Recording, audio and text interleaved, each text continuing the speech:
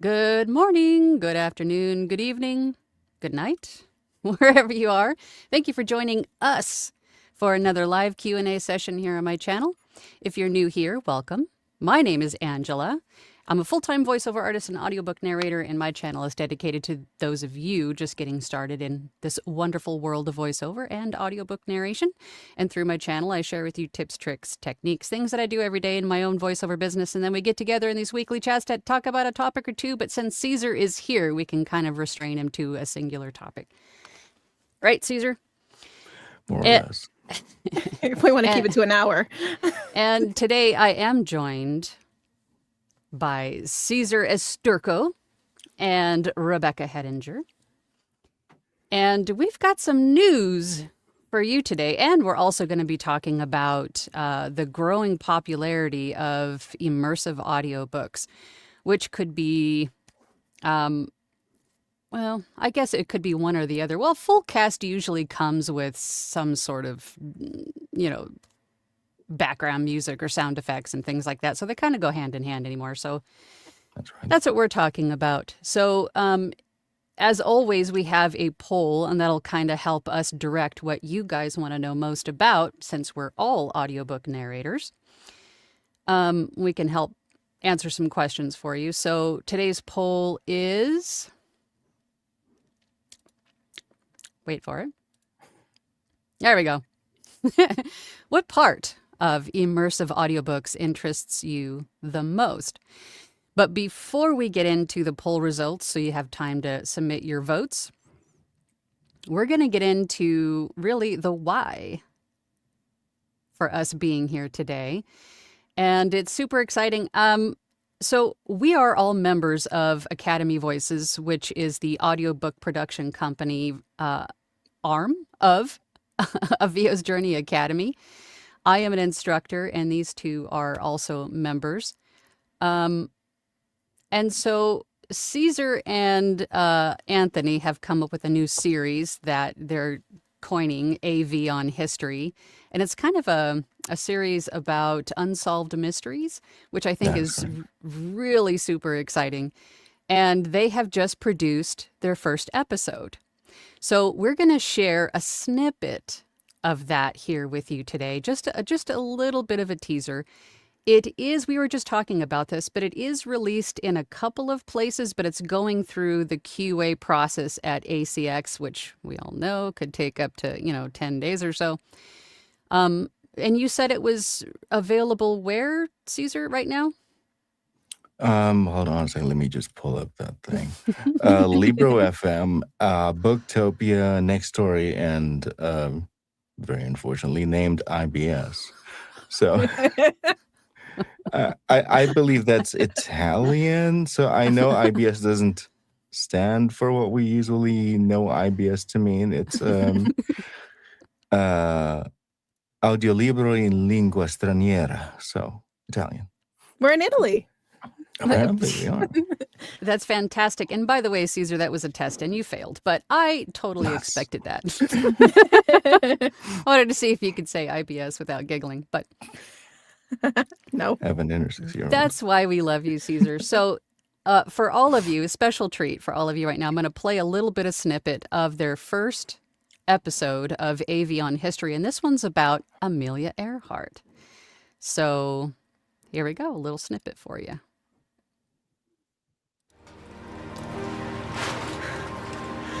Itasca, do you read? We cannot hold here. Tide is coming in rapidly. If you hear this, we are on a reef.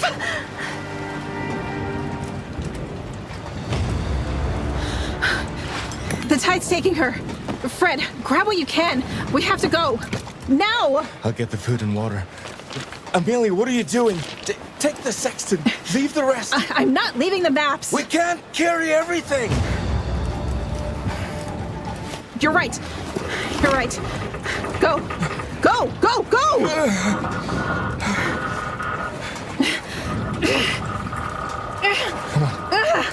Come on, let's go.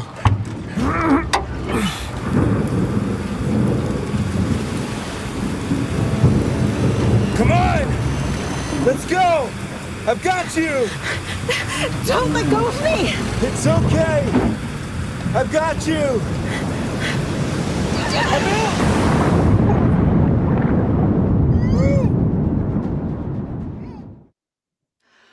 Wow. So, for those of you listening and enjoyed that, that was actually Caesar and Rebecca.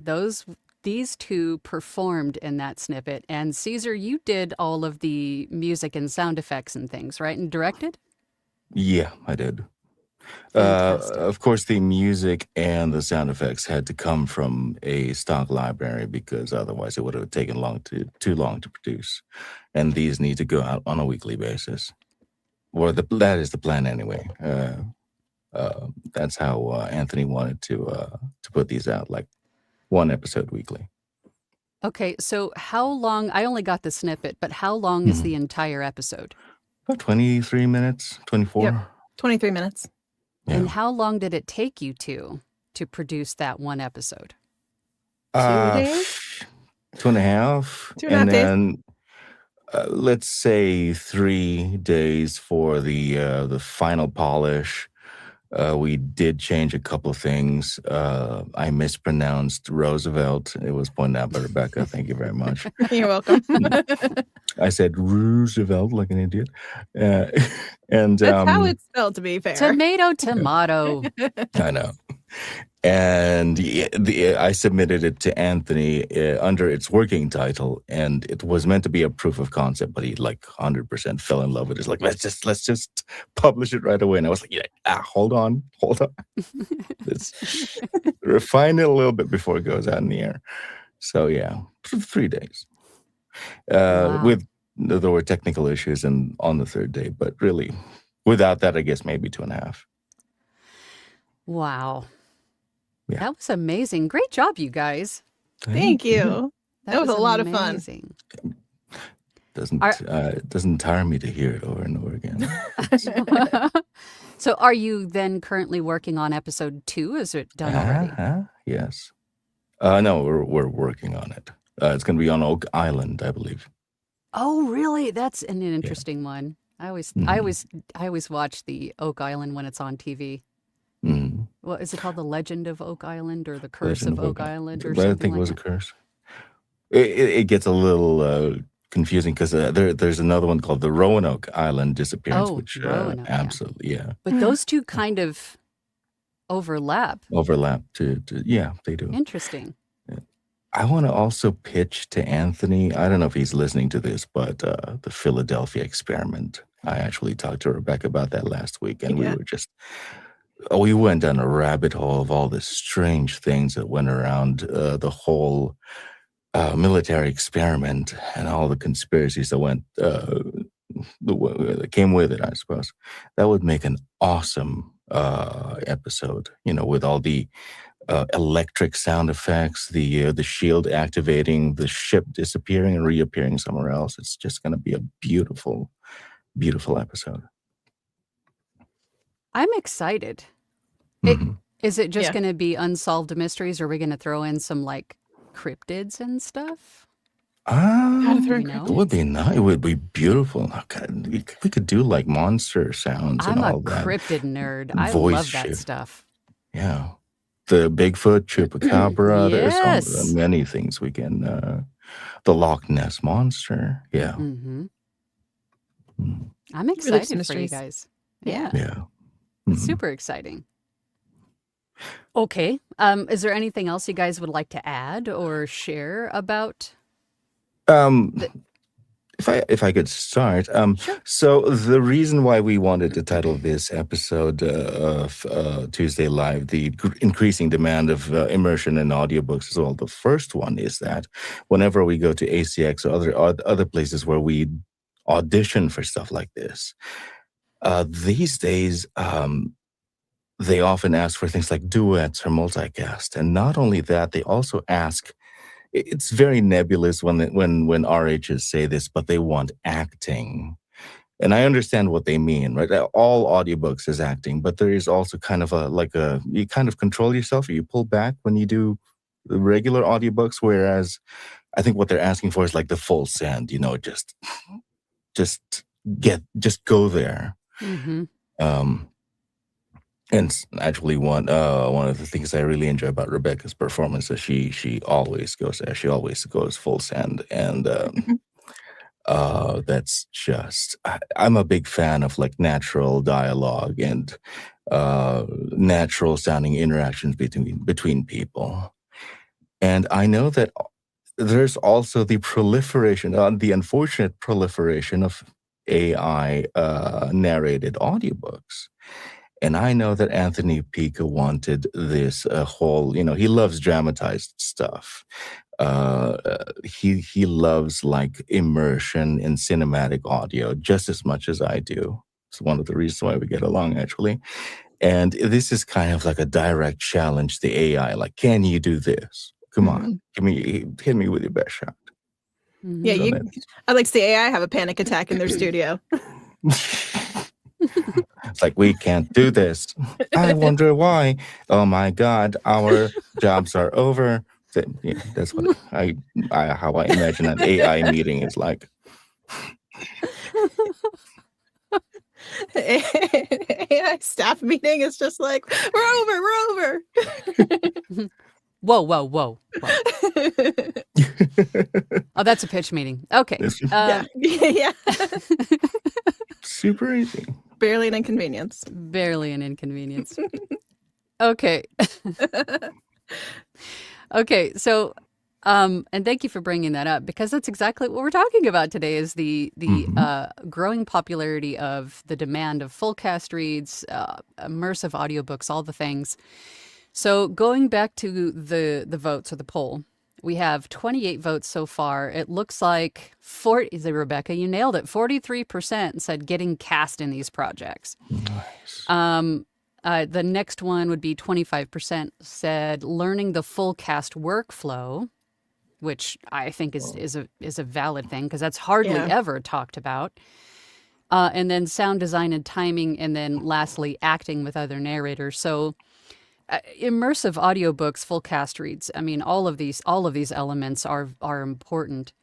But I would say, I mean, just right off the bat, getting cast in these projects, Academy Voices. I mean, in sometime in the near future. I mean, we're already doing it with these serials, but we will be doing more and more of these originals, classics, and also retail audiobooks coming in the future. So if you're looking to get cast in things like this, come and join us at Academy Voices, academyvoices.com. Come check us out. We're an audiobook production company run by voice actors. So no scams, none of that, no AI, all 100% human. So you'll have to deal with any of that nonsense. But as in terms of Caesar, I know you do a lot of the sound design, and you do a lot of, but you also direct too. So what's your experience so far with, and I know you've worked with more than just Rebecca or just one other person. What do you think your best advice is for working with other voice actors during as far as the full cast workflow goes? I think, does that make sense? Yeah, it does make sense. Well, we usually go through like a step-by-step thing, like what is your equipment? What is your room treatment? Because that, oh my God, that's so important. I remember it was out of my hands. The casting was done by the RH, and she wanted to bring in somebody who's pretty fresh in the business, and he had absolutely no sound treatment. So he echoed while we're supposed to be mixing voices together. So the deader your sound is, the better. Otherwise, we're going to have one person sounding like he's, I don't know, shouting at the top of the Grand Canyon, while everybody else sounds like they're in the booth. And that just doesn't work. So everybody has to have some kind of parity in terms of treatment, most importantly, and equipment to some degree, because if one person's using a dynamic, everyone else is using a condenser, it's going to cause problems. Can I ask a quick question? Because for those audiobook narrators who are just starting out and would like to get into something like this, how does the actual workflow go? I mean, like, from the point where you are hired and you're cast, Mhm. do you generally do the cast reads together on a Zoom call, or Yes. would it be better to do them all individually? Or I would imagine the scheduling would be a bear in and of itself to have Yeah. several people there all at one time. So in terms of that, how is that usually If gone? it's a small cast, duets, we try to encourage them to record together because they're, especially since duets tend to be a romance, we want to hear, at the very least, a little bit of chemistry between the actors. When it comes to multicast, however, we're a little bit more flexible. However, we will encourage the main cast at the very least. You know, if there are love interests, if there's a protagonist, antagonist kind of thing going, that they record together because we kind of need that interconnected synergy. Smaller parts, they can be recorded uh, asynchronously whenever they can, and then we'll just patch them in. Okay. But obviously it's better to have everybody together for a better result. Absolutely. Mhm. I've seen some of the best performances really when actors can react with each other. Absolutely. 100%. Mm. Yeah, and we didn't record this one together. I did my part first, and then Caesar just played off of my the energy that I put in. But Oh, we did. yeah. Yeah, of course. I mean, if you were an established working pair, That's true. right? Yeah. So, I mean, you guys already know what to expect of each other. So, Mhm. if you're working with a full cast of other narrators that you've never met before, Yeah, it's gonna be a little different. it's We might going to want be to a work little together. bit different. Yeah. So, I think working, like Caesar said, working together via a Zoom call all together is really going to help. That way, everybody's on the same page, emotion wise, what's going on in Yeah. the scene. hmm We did run into a very interesting dilemma, however, if you recall, Rebecca, when the final sound design was finalized. There was a portion where where Amelia's ship was actively being pulled from the reefs, uh, pulled from the reef, and you sounded a little disconnected from what was going on around you, right? So you Yeah. did a second take, and it mixed a lot better. So if it's going to be like a cinematic audio, sometimes the audio engineer, which is me, in this case, or the sound designer, will come up with a scenario, and then all of a sudden, yeah, it will require additional performances or like a revised performance in this Retakes. case. Yeah. Yeah. Mm-hmm. Well, because in that one, it was we knew that Amelia maintained radio discipline very Mhm. well, and so on the first take, that's what I did. Is I was just like, okay, we're going to keep her. She's, we know like technology at the time was difficult. There's static. You have to speak clearly, Mhm. um, and so that's how I played it the first time. And then we, folded that in there, and it definitely did sound very much like, Itasca, the waters, what is it? The waters at the landing gear. Yeah, Any minute now, like it kind of had that like flow of just like, that's right. it's fine, but if you could like get here, that'd be even better. Mhm. And then we were just like, I think we need like imminent demise in there somewhere. Yeah, And like the plane was like actively being torn apart by the waves, and obviously you wouldn't just be sitting there calmly sipping your tea while. right. So that had to change. Yeah. So that was when when he said, let's play it more, imminent demise is going to happen. I was just like, Mhm. bet. And and I recorded it live on TikTok. I did the retakes. And that was a lot of fun because everybody who was watching got to see me pause for a minute and go, hang on. I got kind of dizzy there. My vision started tunneling because I actually like You were accidentally started inside. to, Yeah. definitely acted out that scene very well. It turned out really good. I'm happy that it worked out, but there's definitely that moment of just like, time out, you're in a booth, you're fine. Mhm. Oxygen exists. Mhm. And I think that's why it's beneficial to have somebody sort of take the helm as a director, Yeah. because you could self-direct yourself for a lot of different things, but for something like this, you would definitely need someone to be the voice of reason or the bad cop, as Eric always says, and say, "Hey, I think we Calm down. Yeah. should think about what is actually, like you said, I mean, the plane is being torn apart by waves, so Yep. that, you know, imminent danger, it needs to come through in your voice by turning it up, Yes. the 20% that we always say. Hmm. So having So somebody as a director in yeah. that respect Well, is they really rein going to you be helpful. in. Yeah. Yeah. It was almost method acting. Basically, that 20% slowly turned into 200%, and it's like, Yeah. relax. In that You're scene, not yeah, for actually in sure. there. Yeah. Not Yep. casually sipping tea. You're dying. So we need to turn that up a bit. Yeah, the actual take is much longer. Caesar had to cut out a lot of my panicked breathing to fit it into. Oh yeah.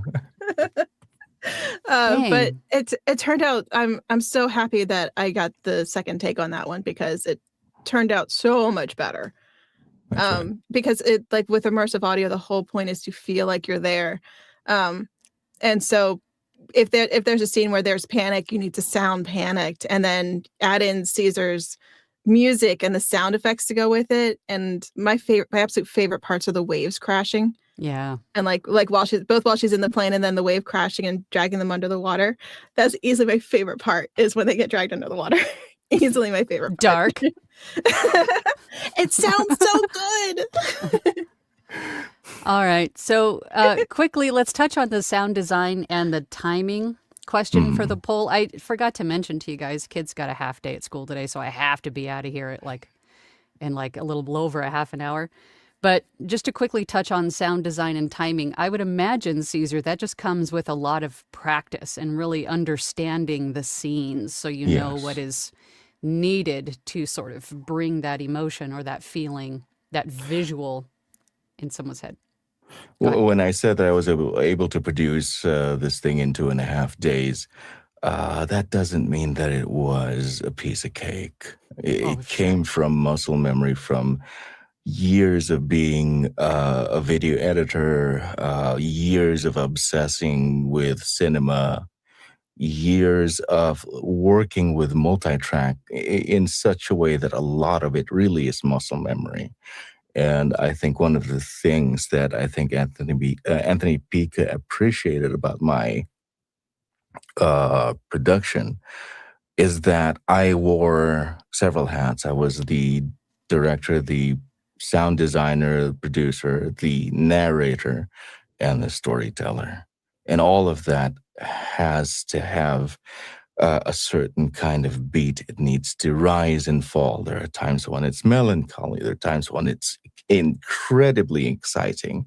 There are times when it's more pensive. There are times when it's a little bit more conspiratorial, so on and so forth, And those beats you only get from just years of experience.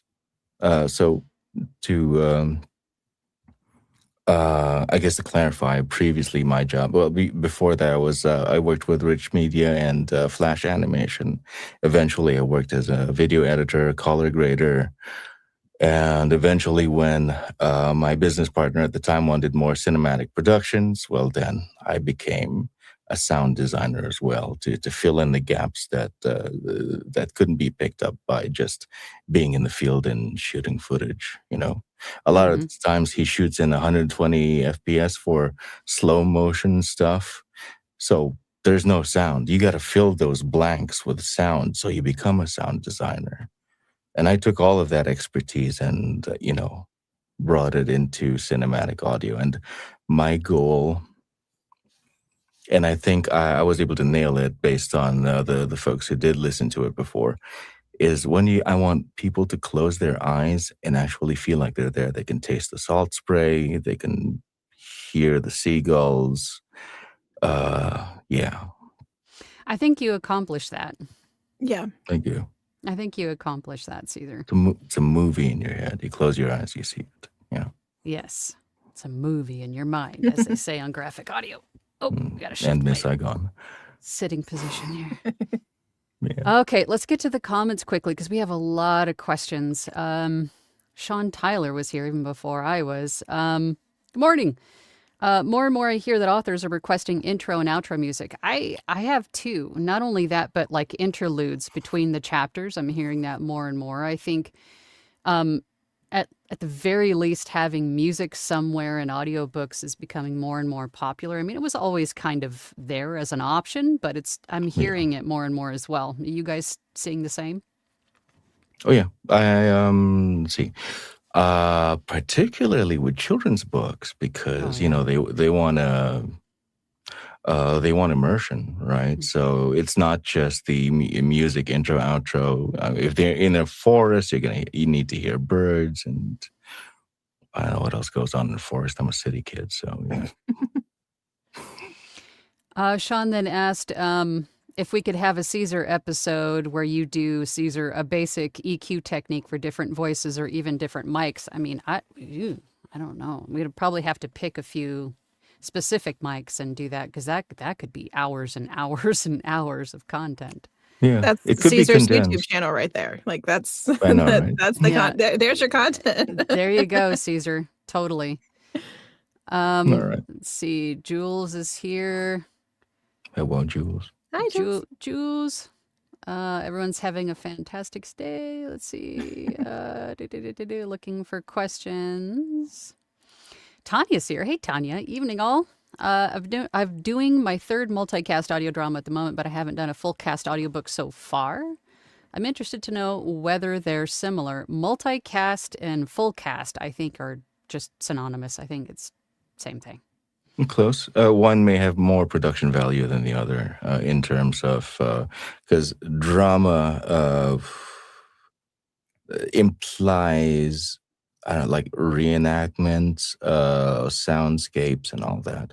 Multicast can be just mostly prosaic, but elevated acting ability and just more people involved, unique voices per character. I see what you're saying. Okay. Yeah. Yeah. Okay. Let's see. Everybody's giving you guys kudos for AV on history. That was amazing. Woohoo. Thank you. Sean wants to know, will you be casting other members of VO's journey for multicast? That's an interesting Yes. question. Have you guys talked about that? No, just me. No, I'm kidding. Absolutely. Yeah, no, the idea is to feature different members. have feature VO's different journey. members and everything. Yeah. Which is one of the reasons why I think the Philadelphia experiment really caught our attention, is because we're like, we could, I don't know how many of our like male VOs could participate in that, but because it's a, oh my gosh, words are gone. Military ship back in the, I can't remember what year. 70s, 80s. 70s. Yeah. So it'll be like, we can have like a lot more a bigger male cast and like feature a lot more of our male VOs. And I thought that was really cool. Mm-hmm. I mean, it would make sense to. I mean, we've got hundreds of narrators in our academy. So for sure. Julie's with me on the cryptids. Thank you. Mm-hmm. Let's see. Voiceover by Lisa says, my biggest concern joining a cast of narrators would not be living up to expectations. What do you recommend for us to practice? I think the best way to practice is just to get in there and experience it. Full send every performance you do. Don't be afraid of being silly. I watched Rebecca grapple things in the air as she, pretended that she was climbing up a ship that was positioned or lilting 45 degrees on a reef. Why are you doing that? Where'd you go, Caesar? Did the duck get you? Technology. He's having a field day with Caesar. I'll be off for a second. Give me a moment. Why don't you get the next? Rebecca, why don't you answer the Lisa thing? So for practicing, so when I first wanted to be an audiobook narrator, I found a fantastic piece of advice that I repeat, and that is, even if you already have like your equipment in a studio and everything, or if you have nothing, get yourself just find a book, get into a small room, again, you can have absolutely nothing. You'd have all your stuff and just read aloud. It is about practicing. If you want to do more immersive, then Mhm. add in the drama. Have some fun with it. Record yourself on like your phone if you want to. But the I think what I saw was do you want to be an audiobook narrator? Can you stand being in a small space for hours on end? So practice, like, get a book and just read aloud for 30 minutes, read aloud for, however long, excuse me, and get an idea for it that way. And so like that similar path of just doing it, record yourself. If you put in efforts, which are the in the grappling and the, trying to get out of a tilting airplane while you're in your own studio. The more you feel like an idiot doing it, the better the sound. Mm-hmm. Just to touch on what Bob said here, even doing a dual narration is great practice in that respect. You learn a lot from the other narrator, but we just had a super chat come in. Hold on. Those get preference. Ren Budden says, thoughts on recording in 32-bit float for these dramas in order to allow for the required dynamic range? Is it better to use or to record 24-bit and just ride the gain? I guess I'll have to answer that one. Yep. That's you. Why do you think you're here? There's a lot of confusion between 32-bit conversion and 32-bit float. All right, 32-bit float means you have like infinite headroom, but if you're gonna record in 32-bit float, you need an audio interface that's capable of 32-bit float. So it's usually like the Zoom, the ones that go out in the field, I believe. I think the sound H2s? devices. Yeah, The yeah, Zoom they come in H2s, 32-bit. something like that. Yeah.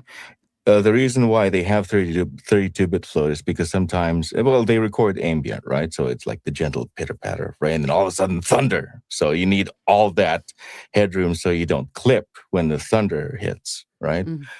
In a studio, the human voice probably only occupies anywhere between 50 to 60 decibels in dynamic range, so you don't need that infinite headroom. 24-bit ride the gain.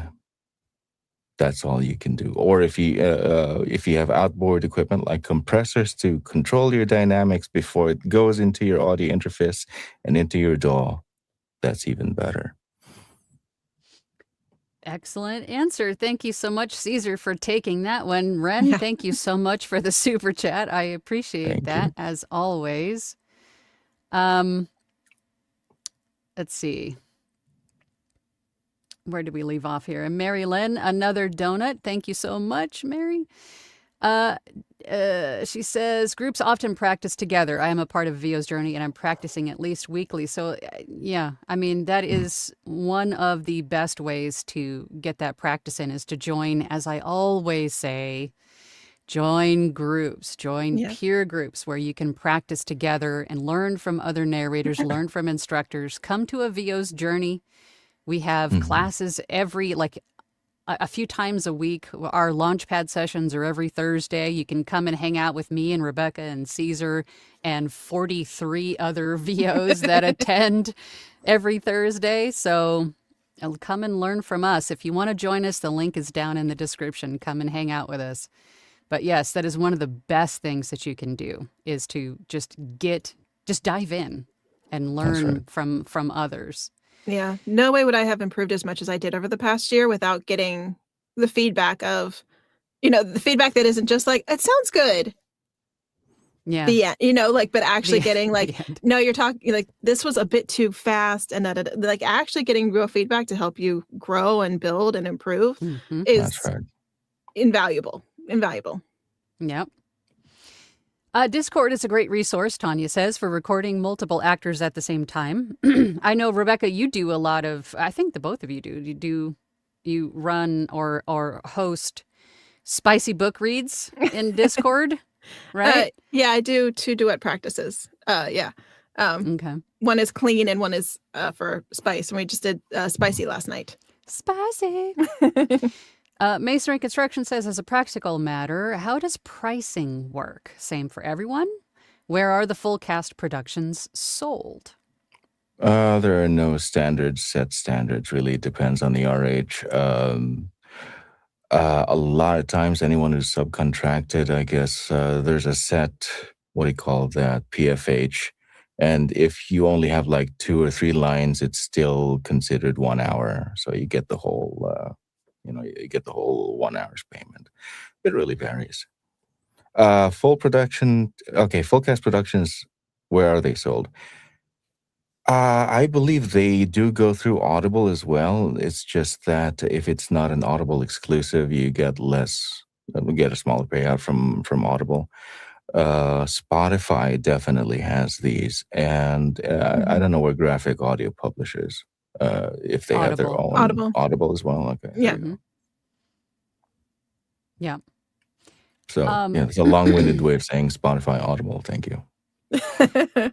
So I guess if you want to, if we want to talk specificity, the cost is really going to depend on, I guess, if you have or how many narrators. I would imagine everybody has a set fee Yeah, just to make it easy, but there also is going to be someone who has to do all of the mixing, all the sound design.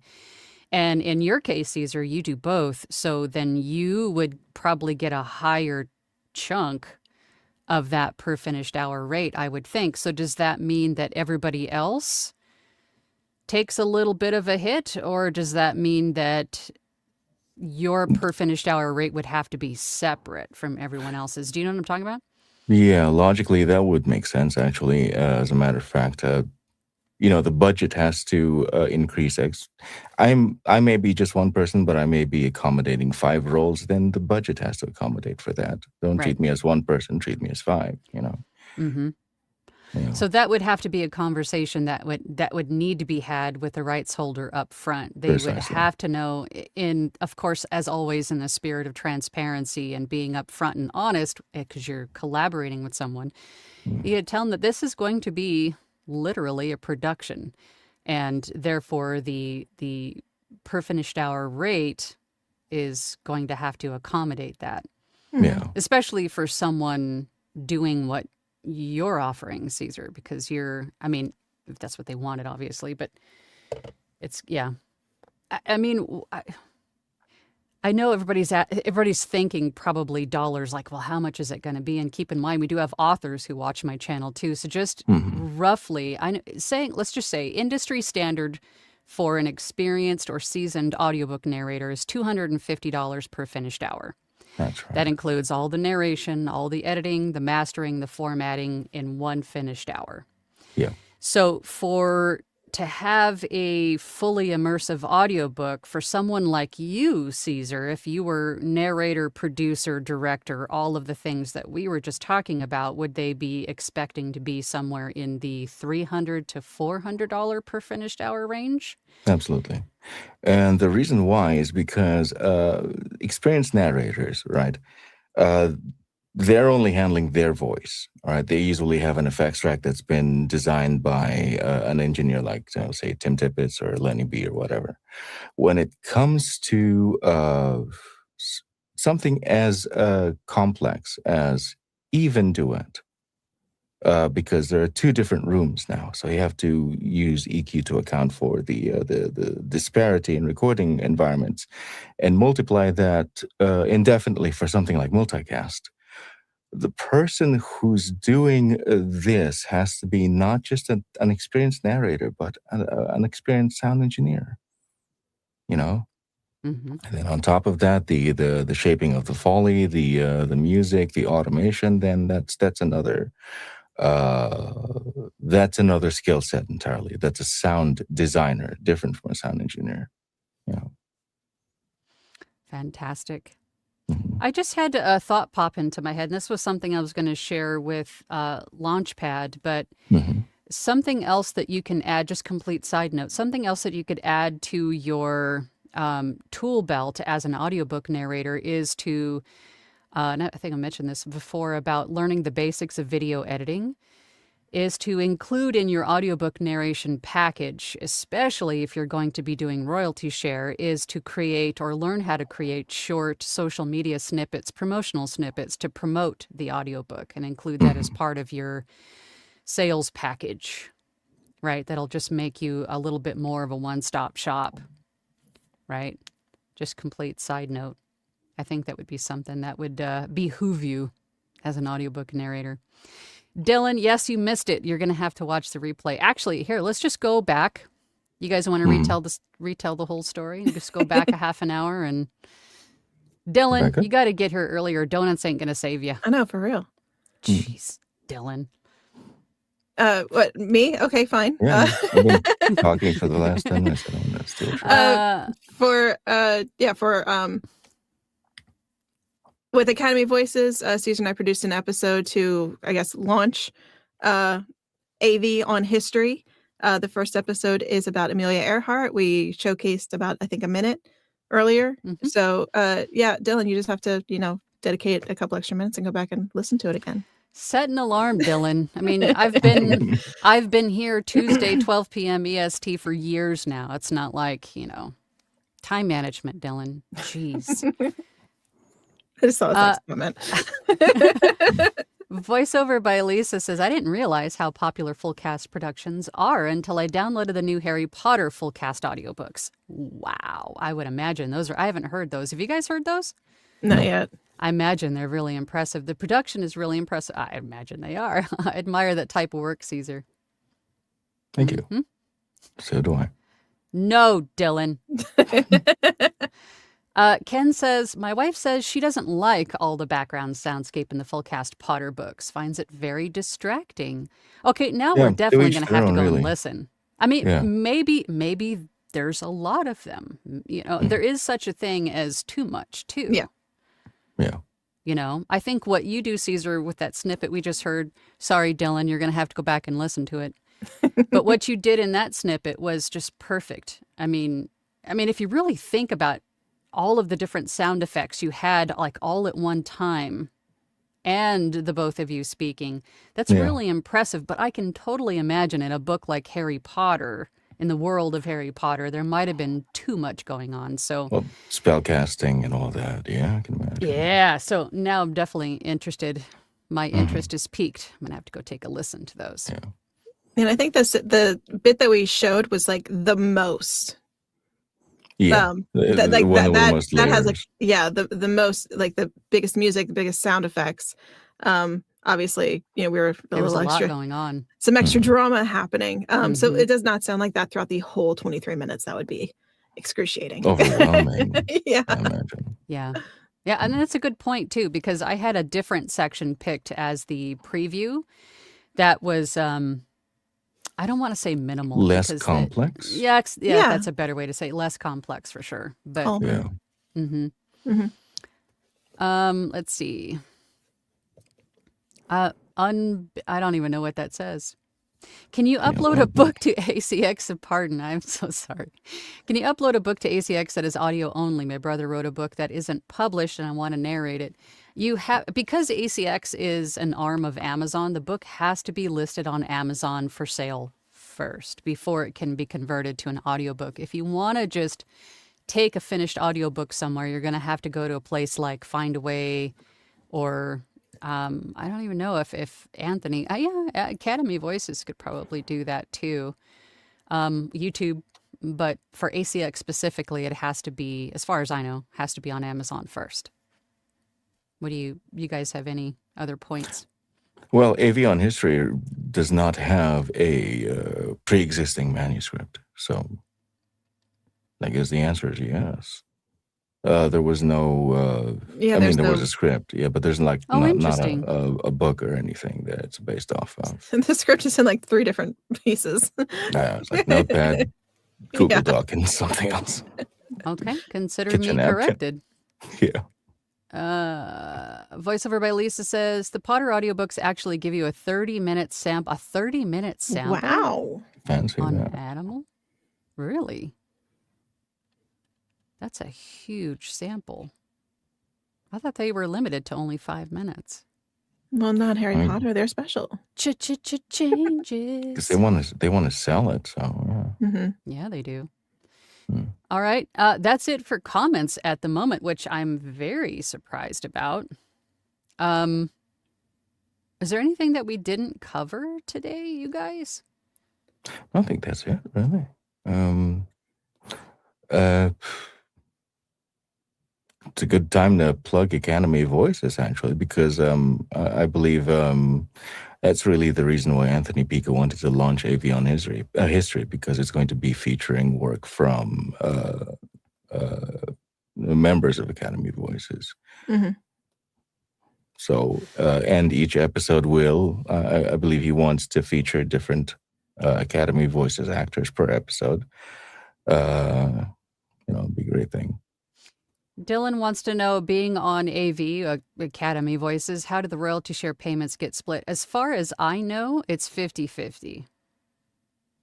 As far as I know. So it's not like on Amazon where ACX or Amazon keeps 60% of the book sales and then the remaining 40% is then split between you and the author.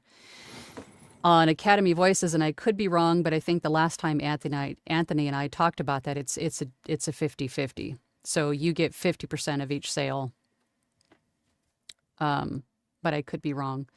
I was hoping Anthony would be here in the chat to give a little bit of feedback. I'll have to have him on again so we can go through some of these specifics as Academy Voices continues to grow. And just a little note on Academy Voices After Dark.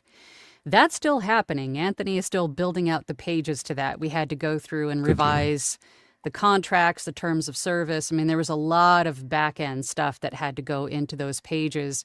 And then we have to build out the rosters with the demos and all of the stuff. So have some patience, but it is coming. I promise you, there is going to be Academy Voices After Dark as well for the spicy side Nice.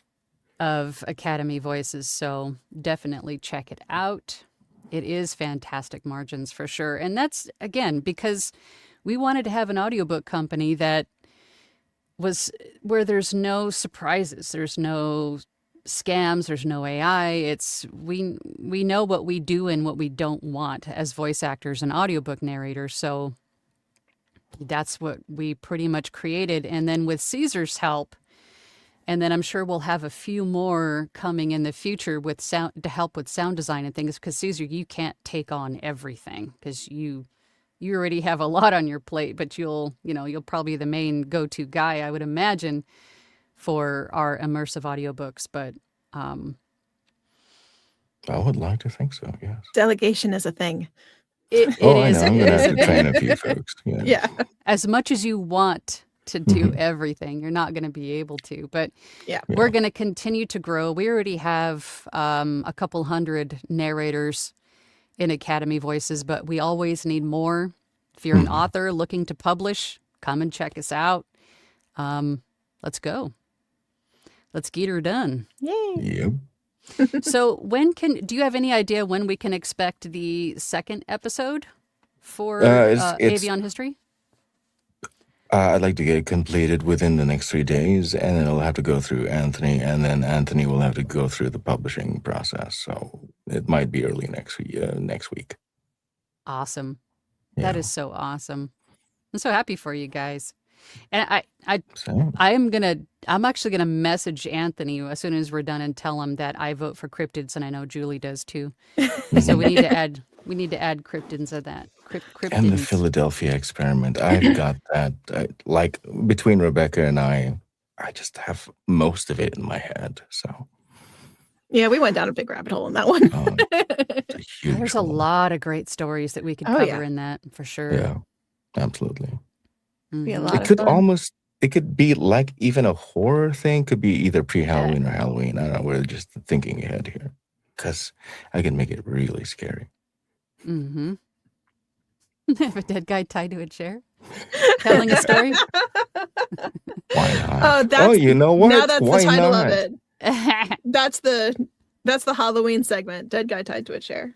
I mean, if it you're in could be. Launchpad, you know Yeah, the Sorry. dead there's a guy whole tied to a inside chair. story there. Yes. Inside joke. Oh, you got one more big question. Okay. Tiffany says, I think this says Tiffany. Tiffany Ridding Yeah. says, new here. Welcome. I'm trying to figure out where to place my mic and book that I am reading. I have a mic on my right and book straight ahead of me. Sometimes voice recording fades in and out. Your best bet is to have the book in a digital format, whether Word, PDF, something like that, and have it on your screen, not a physical book. And you want to be facing the same direction all the time. So if you have it on your screen and you have your microphone off to the side, much like we do, off axis is what we call it. That way you're speaking past the microphone, but it's pointed at your mouth and you can see the screen, your text in front of you. That's the best way to go. Or if you have to, get a tablet and have that in front of you, but you want to be facing the same. That way you're not fading in and out, moving around, where the proximity of your pickup for the microphone, basically. Most microphones have a cardioid pickup pattern. Therefore, they are sensitive to things that are directly in front of them, not so much sensitive to things that are on the side, and very insensitive to things in the back. So you can have this position where it is angled 45 degrees towards the corner of your mouth and then tilted 15 degrees roughly, so that it doesn't sound doesn't bounce off your desk. Or you can do the way Andy Serkis did Lord of the Rings, where the microphone was directly in front of him, but pointed to the triangle of sadness, the part between your eyes, right? And then your head is down and you're reading the manuscript this way. That way your plosives go this way down and it doesn't touch the microphone. And your skull will create a natural resonance that enriches your sound. Skull resonance that enriches your sound. Say that 10 times fast. I can't. I'm sure you could if you tried. Dylan Dylan says, Not great live. story. I'm doing a book series about strange military occurrences and experiences right now. Ooh, fun. Oh, very nice. I bet you that's fun. Oh, yeah. Faux show. I like that. Yeah. All Give us right, more so ideas. absolutely. All right, so as we wrap up, Caesar, I'm going to put you on the spot. Okay. Are you down for another guest we can talk about some more technical stuff as requested? It sounds like everybody is in need of your help, Obi-Wan. Well, I'd be honored. Yes. It'd be a privilege. Oh, here, another question really quick. Ken says, Caesar and Rebecca, how far away are your mics when you're recording? They look like they are a long way away. I think that's an optical illusion. It's an optical illusion. It's an This illusion. is a little more than a handspan, so roughly 7 to 8 inches. Yeah. And when I'm recording, it's normally closer to here. And I'm pretty sure you could. I heard that difference in my I own did. ears. Yeah. So this is normal recording, but because I tend to laugh when Caesar does stuff, I put it a little bit further away to not hurt your ears. I always laugh when Caesar does stuff too. In fact, in our Launchpad sessions, everybody has a sign that says no Caesar, maybe even a spray bottle. Everybody, Just like that, we have to tell Caesar no sometimes because he goes left quite a bit. So we have to. I almost did earlier, but We have to reel him in. We have to give him Alicia time in the says- green room to get it all out of his system. Yeah.